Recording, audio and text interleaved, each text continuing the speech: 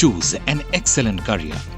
Become a company secretary. PUC ಆದ ಮೇಲೆ ಅಥವಾ ಗ್ರಾಜ್ಯುಯೇಷನ್ ಆದ ಮೇಲೆ ಕಂಪನಿ ಸೆಕ್ರೆಟರಿ ಕೋರ್ಸ್ಗೆ ಸೇರಿಕೊಂಡ್ರೆ ಅದರಲ್ಲಿ ವೃತ್ತಿ ಅವಕಾಶಗಳು ಹೇಗಿದ್ದಾವೆ?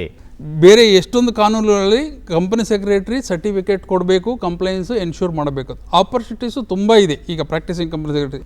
Currently we are having 72,000 members. On an average we are turning around 3,000 odd students who get passed out and take their membership, and they will be profitably employed. So what will be the basic package once one candidate completes the CS course?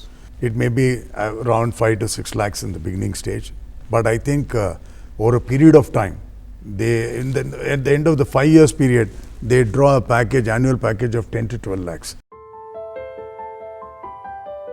ICSI company secretary ವೃತ್ತಿ ಅವಕಾಶಗಳು ಪ್ರಾಯೋಜಿತ ಕಾರ್ಯಕ್ರಮ February 14 ಬುಧವಾರ ರಾತ್ರಿ 8 ಗಂಟೆಗೆ. ತಪ್ಪದೇ ವೀಕ್ಷಿಸಿ ನಿಮ್ಮ ನೆಚ್ಚಿನ ಚಂದನ ವಾಹಿನಿಯಲ್ಲಿ.